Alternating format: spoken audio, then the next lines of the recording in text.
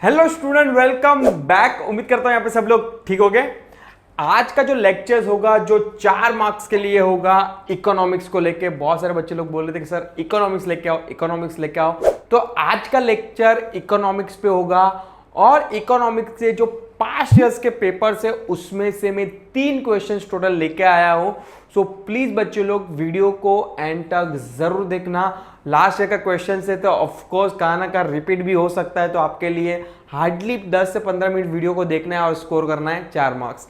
Before start the lectures एक important चीज है जो है ये बुक बहुत इंपॉर्टेंट है। ऑसवाल्ड पब्लिशर्स की बुक है, ये बुक जरूर रिफर करना। जूम करके दिखा देता हूं आपको, क्योंकि ये बुक इसलिए जरूरी है क्योंकि आपको एक ही प्लेटफॉर्म पे सभी चीजें मतलब लास्ट ईयर के सभी पेपर्स विथ आंसर्स आपको मिल जाएगा ये बुक में से। तो आप चाहो तो डायरेक्ट ऑनलाइन भी बाय कर सकते हो और मैंने डिस्क्रिप्शन में लिंक भी डाल देता हूं, वहां से भी आप क्या कर सकते हो, बाय कर सकते हो। ठीक है, तो लेट्स स्टार्ट।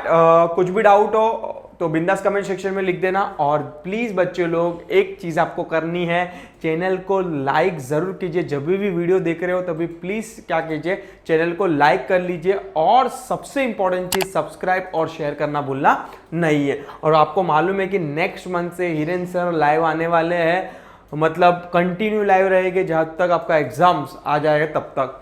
ठीक है, चलो लेट्स स्टार्ट। फर्स्ट क्वेश्चन है आपका इसमें, macro economics is a different from the micro economics. March 2024 में आया हुआ क्वेश्चन से बॉस, मतलब लास्ट ईयर की बात कर रहे हैं, ऐसे देखने जाओगे तो कैलेंडर वाइज ये ईयर की। यस, मतलब लास्ट एग्जाम में आया हुआ क्वेश्चन से, कॉमन सेंस है। मतलब of course macro and micro economics there is a lots of difference between. मतलब माइक्रो इकोनॉमिक्स स्मॉल यूनिट पे सब क्या करते हैं, बोल सकते हो आपके स्मॉल यूनिट क्या करती है, रीड करती है। मतलब सब जो कैलकुलेशन होगा सब एक सिंगल यूनिट का क्या होगा, कैलकुलेशन होगा। तो माइक्रो और इनडायरेक्टली मैक्रो इकोनॉमिक्स से इन लोगों ने क्या पूछ लिया, डिफरेंस बिटवीन पूछ लिया। तो I agree with the given statement explanations, micro and macro economics are distinguished on the following ground. मतलब आपको मालूम है कि माइक्रो इकोनॉमिक इंडिविजुअल स्टडी करता है और macro economics economic as a whole क्या करता है, स्टडी करता है। तो पहला ये scope, microeconomics study individual unit so its scope is narrow, क्योंकि उसका स्कोप क्या है, नेरो है, क्योंकि इंडिविजुअल स्टडी करता है। बट अगर मैं बात करूं macro economics study aggregate, aggregate का मतलब यहां पे क्या होता है बच्चे लोग, एग्रीगेट का मतलब होता है टोटल। क्या होता है, total, total concept. So it is a wider concept, मतलब ये बड़ा कंसेप्ट है। Method of study, the microeconomics follow the slicing method as it study the individual unit। देखो नाम में भी मीनिंग निकला है, स्लाइस मतलब एक एक टुकड़े को क्या करता है, कैलकुलेट करता है कौन, माइक्रो इकोनॉमिक्स। इसलिए इसको कौन सी मेथड फॉलो करता है, वो स्लाइसिंग मेथड, मतलब एवरी टुकड़े को क्या करता है, वो कैलकुलेट करता है, स्टडी करता है। पर अगर मैं बात करूं macro economics follow the lumping method, lumping method मतलब लमसम, अपन बोलते हैं ना लमसम। तो lumping method as we study the economy as a whole. Third है इकोनॉमिक्स एजेंट, क्या लिखा है इसके अंदर, in a micro economics each individual economics agent like thinks about its own interest and welfare. In micro economics economics agent are different among the individual economic agent and their goal is to get a maximum welfare of the country. मतलब इसका अगर मैं देखने जाऊंगा तो agents की बात करें, मतलब यहाँ पे आपको खुद को ही क्या करना है, इनडायरेक्टली इंडिविजुअल इट्स ओन, मतलब आपका खुद का ही कैलकुलेशन हो रहा है। बट अगर मैं बात करूं मैक्रो इकोनॉमिक्स का, तो वहां पे क्या होता है, इकोनॉमी एज अ होल होता है। Next step equilibrium, micro economics study the partial equilibrium in a country, because आपने अभी जस्ट देखा कि क्या कर रहा है, लंपिंग मेथड, लंपिंग मेथड मतलब स्लाइस में। तो कहा ना का वो पार्शियली क्या कर रहा है, जो इक्विलिब्रियम है वो क्या करता है, फॉलो करता है। बट अगर मैं बात करता हूं macro economics study the general equilibrium in a country. Exam में बच्चे लोग ध्यान रखना, ये छोटे छोटे पॉइंट्स ऑब्जेक्टिव इसके फॉर्म में बहुत पूछते हैं, तो प्लीज थोड़ा प्रेजेंस ऑफ माइंड रखना। और इकोनॉमिक्स का पेपर ऐसा होता है कि लेंथी दिखता है आपको पेपर को, क्योंकि 4-4 मार्क के लिए इतने बड़े बड़े क्वेश्चन पूछते हैं इन लोग। तो वहां पे 2-2 मार्क के लिए क्वेश्चन पूछते हैं, 4-4 मार्क के लिए क्वेश्चन पूछते हैं, 3-3 मार्क के लिए क्वेश्चन पूछते हैं। तो वहां पे जो लेंथ है राइटिंग की, क्योंकि लॉ कभी 4 मार्क के लिए पूछ ले तो आपको तो लिखना ही पड़ेगा ना बहुत। अगर लॉ ऑफ डिमांड आ गया तो ऑफकोर्स आपको उसके लॉ ऑफ डिमांड लिखना है, बाद में स्टेटमेंट लिखना है, बाद में उसको एक्सप्लेन करना है डायग्राम के फॉर्म में, बाद में उसको अजम्पशन लिखना है विदाउट पूछे, मतलब उन लोग ने पूछा भी नहीं तो भी आपको लिखना पड़ेगा क्योंकि आपने लॉ को एक्सप्लेन कर रहे हो because of the based on assumption. तो अगर 4 मार्क के लॉ पूछ रहे हो तो ऑफकोर्स थोड़ा लेंदी आंसर बन जाएगा। तो इकोनॉमिक्स में स्पेशली थोड़ा हाथ है आपका, क्या करना, फटाफट रखना, मतलब टाइम वेस्ट थोड़ा कम करना। और एनीवेज बहुत सफिशिएंट टाइम है 80 मार्क्स के लिए आपके हिसाब से 3 hours, I don't think so कुछ प्रॉब्लम होना चाहिए। नेक्स्ट है domain micro economics consisting of the theories like consumer behaviour, productions, cost, rent, wages, interest extra. Macroeconomics comprise of the theory of income, output, employment, consumption function, investment function, inflation, etc. मतलब क्या क्या study करते हैं इन लोग, yes उसकी बात कर रहे हैं। तो I think so this are the 5 point है इसके अंदर, यस फॉर द, इसके अलावा तो बहुत सारे पॉइंट है ऑलरेडी आपके बुक्स के अंदर दिया भी है डिस्टिंग्विश फॉर्म में चैप्टर नंबर 1 के लिए। और टेंशन मत लीजिए, जो बच्चे लोग ये सोच रहे हैं कि हिरेन सर ने डायरेक्ट यही पढ़ा रहे, प्रीवियस वाला कुछ पढ़ाया नहीं, अरे बच्चे लोग लास्ट ईयर जो पढ़ाया था वही है, बुक थोड़ी चेंज हुई है, कॉमन सेंस। तो आप मेरी प्लेलिस्ट में जाना, वहां पे आपको सब चीजें विथ ऑब्जेक्टिव्स आपको क्या मिलेगा वहां पे मिलेगा, वो भी फ्री ऑफ कॉस्ट। तो इकोनॉमिक्स, ओसी, एसपी के लिए टेंशन नहीं लेना है, वहां पे हिरेन सर है, यस। और उसके लिए भी टेंशन मत लो, जिससे क्लासेस ज्वाइन नहीं किया अब तक तो जरा भी टेंशन मत लो, क्योंकि भाई वो मैंने बोला है, कमिटमेंट किया है आपके साथ कि नेक्स्ट मंथ से मैं क्या होगा, लाइव आऊंगा, ठीक है। तो प्लीज अपने सभी फ्रेंड सर्कल के अंदर जो भी बच्चे लोग मुझे देख रहे हैं 12th वाले, एक हाथ जोड़ के रिक्वेस्ट है कि प्लीज प्लीज प्लीज जितना हो सके उतना मैं प्लीज बोलूंगा, मुझे कोई इरिटेट नहीं होगा। प्लीज आप क्या कीजिए, अपने फ्रेंड सर्कल में क्या कीजिए, मेरी लिंक क्या कर दीजिए, फॉरवर्ड कर दीजिए, और उनको बोलो कि प्लीज जितना हो सके हिरेन सर को सपोर्ट करें, वही बेनिफिट आपको हिरेन सर देगा यहाँ पे। यस, नेक्स्ट है question 2, price maker is a only features of the monopoly market. नहीं भाई, अपन ने बहुत सारे ऐसे फीचर्स पढ़े थे मोनोपोली के, सिंगल सेलर था, मतलब प्राइस मेकर था, मतलब बहुत सारे, मतलब होमोजीनियस गुड्स था, हेट्रोजीनियस गुड्स, मतलब ऐसे करके बहुत सारे क्या थे अपना फीचर्स थे। तो there is a I disagree with the given statement. तो following are the main features of the monopoly. पहला ये single seller in a monopoly, क्योंकि नाम में लिखा है मोनो, मोनो का मतलब होता है सिंगल और पॉली का मतलब होता है सेलर, तो ये हो जाएगा single seller. There is a no competition as there is only one single producer or seller of the product, but the number of buyer is large.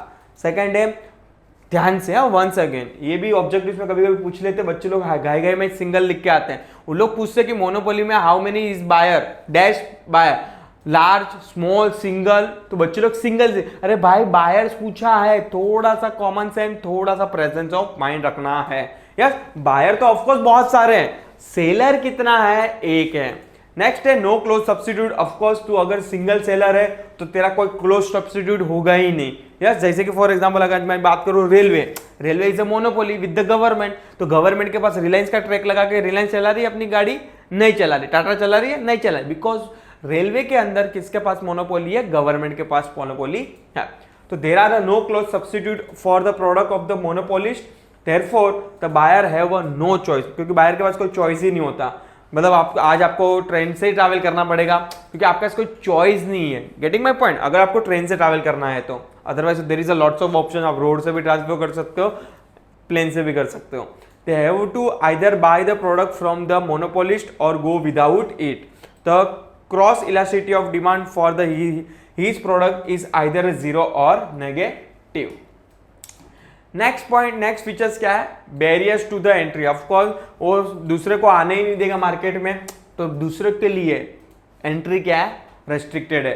Entry of the rivals, rivals का मतलब होता है कि competitor, is restricted due to the legal, natural and technological barriers which do not allow the competitor to enter the market.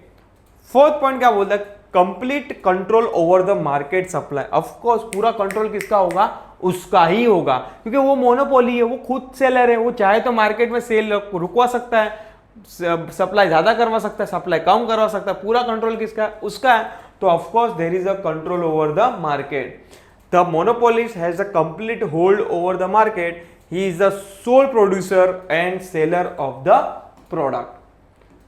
Next बच्चे लोग समझ में आ रहा है ना, अगर नहीं समझ में आ रहा तो एक ही चीज करनी है, कमेंट सेक्शन में कमेंट लिख देना है। नेक्स्ट है price maker. Of course one of the point ये है कि he is not a price taker, he is a price maker, मतलब वो प्राइस डिसाइड करेगा। A monopolist can fix the price of his own product as he control the whole market supply. A monopolist is a price maker, objective इसमें आता है, ध्यान रखना। 6 है price discrimination, of course ये अपनी मर्जी से क्या करेगा, चार्ज करेगा। जिसके साथ रिलेशन अच्छे हो गए उससे कम प्राइस, जिसके साथ रिलेशन थोड़े खराब हो गए या तो जान पहचान नहीं होगी तो प्राइस डिफरेंट होगा। ऐसा होता है ना, डॉक्टर के पास अपन जाते हैं कि डॉक्टर अपने फैमिली मेंबर से कम फीस लेता है, बट कोई अदर पर्सन क्या रहेगा तो उससे ज्यादा, वो डिपेंड करता है। देखो डॉक्टर के पास आप जाओगे तो वो डिपेंड करेगा कि बकरा कैसा है, उसके हिसाब से क्या करेगा, काटेगा। मतलब वो देखता है कि साइकिल से उतरा है तो उसके हिसाब से चार्ज क्या करेगा, अगर वो लग रहा है 2 व्हीलर से उतरा है तो उसके हिसाब से चार्ज करेगा, अगर उसको लग रहा है 4 व्हीलर से उतरा है तो उसके हिसाब से क्या करेगा, फीस चार्ज करेगा। तो ये मोनोपोली में एक है कि वो प्राइस हमेशा एक प्रोडक्ट का डिफरेंट डिफरेंट प्राइस क्या करेगा, चार्ज करेगा।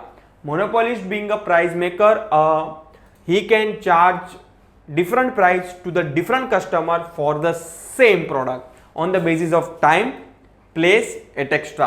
Thus, price discrimination is an important features of a monopoly market. For example, student and senior citizen are provided railway ticket at a concession rate. अपन देखते हैं कि भाई senior citizen को थोड़ा बहुत रिलैक्सेशन है, बट स्टूडेंट के लिए भी थोड़ा रिलैक्सेशन है, बट आम जनता के लिए उतना नहीं है क्योंकि railway is a monopoly. 7th, no distinction between form and industry, because यहाँ पे फॉर्म भी खुद है, प्रोड्यूसर भी खुद है, सेलर भी खुद है, तो there is a no distinguish between. A monopolist is a sole seller and producer of the product. A monopoly form itself is an industry. तो this is the total 7th point और features of monopoly. Once again repeat करेंगे बच्चे लोग मेरे साथ। पहला point अपन ने discuss किया सिंगल सेलर, सेकंड है नो क्लोज सब्स्टिट्यूट, थर्ड है barriers to the entry, fourth अपन ने डिस्कस किया complete control over the market, fifth अपन ने क्या डिस्कस किया, it's a price maker, and next discuss किया लास्ट जो है price discriminations. Yes, so these are the sorry 7 no distinguish between firms and industry. तो these are the total 7 features of the monopoly। और तुम लोग को मैंने डे 1 से बोलते आया कि मोनोपोली है, मोनोपोलिस्टिक है और परफेक्ट कंपटीशन, ये तीनों में से हमेशा एक क्वेश्चन कंपलसरी आता है। Whether it's a distinguish form में हो, वेदर इट्स कमेंट हो गया, whether it's a direct question हो गया, तो कहाँ ना कहाँ उस पर क्वेश्चन बनेगा। लास्ट क्वेश्चन आज का जो ये सेशंस का होगा क्या है, ये भी मार्च 2024 का ही है। There are many source of non tax revenue. Of course there is a many source of non tax. और ये वाला क्वेश्चन बहुत रिपीटेड पूछा है। आई थिंक सो एक सेशन मैंने लिया था इकोनॉमिक्स का, ऐसे पास्ट ईयर का पेपर्स का, जहाँ पे 8 मार्क के लिए लोग ने पूछा था कि कौन से सोर्स है जो गवर्नमेंट के विदाउट गवर्नमेंट टैक्स जो है, मतलब जो टैक्स के बिना गवर्नमेंट को क्या होता है, फायदा होता है। टैक्स से तो होता ही है, जीएसटी हो गया, इनकम टैक्स हो गया, उससे कस्टम ड्यूटी हो गए, बट विदाउट टैक्स वाला ऐसे कौन से सोर्सेज से कहा, कौन सी जगह से गवर्नमेंट को पैसा आता है, लेट्स सी। ये इस बार 4 मार्क के लिए पूछा, तो I agree with the given statement. Explanation, public revenue received by the government administrations, public enterprises, gift, grant, etc. are called as a non-tax revenue. The source of the non-tax revenue are पहला ये fees, मतलब अपन देखते हैं कि government बहुत सारी जगह पे फीस देती है, जैसे कि पासपोर्ट फीस चार्ज करती है, पैन कार्ड के लिए फीस चार्ज करती है, ऐसे ड्राइविंग लाइसेंस के लिए फीस है, तो वो भी क्या है, गवर्नमेंट के लिए रेवेन्यू है, इनकम ही है, but this are the called as a non tax revenue. A tax is paid compulsory without any return service, whereas a fees is paid in a return for the certain specific service. Common sense है, tax आपको return में कुछ नहीं मिल रहा, आप government को पैसा दे रहे हो, गवर्नमेंट उसके बदले में आपको कुछ नहीं देगा। बट सर्विस में क्या होता है कि अगर पासपोर्ट ले रहे हो तो आपको ऑफकोर्स गवर्नमेंट को पे कर रहे हो, बट उसके बदले में आपको सर्विस भी तो ले रहे हो, passport. Yes, getting my point. Yes, next, rendered by the government, for example education fees, registration fees, etc. Second है price of the public goods and services. Modern government sell various types of commodity and services to the citizen. A price is a payment made by the citizen to the government for a goods and services sold to them, for example railway fare, postal charges, etc. Third है special assessment, मतलब special assessment मतलब अपन बोलते हैं कि special चीज के लिए, मतलब उसको एडिशनल फैसिलिटी दे रहे हैं, तो गवर्नमेंट क्या करेगी, एडिशनल भी चार्ज करेगी। Yes, the payment made by the citizen of the particular locality in exchange for a certain special facility given to them by the authority is known as a special assessment. जैसे कि अपन लगता है, बोलते हैं ना कि कोई सेलिब्रिटी है, उसके घर पर 24 घंटा पानी आएगा, इलेक्ट्रिसिटी रहेगा, तो इसके लिए एडिशनल फैसिलिटी उनको प्रोवाइड करके जाएगी, तो उसके लिए एडिशनल जो चार्ज लेगा गवर्नमेंट, उसको बोलते हैं special assessment. For example, local bodies can levy a special tax on the resident of the particular area where extra and special facilities of road, energy, water supply etcetera are provided.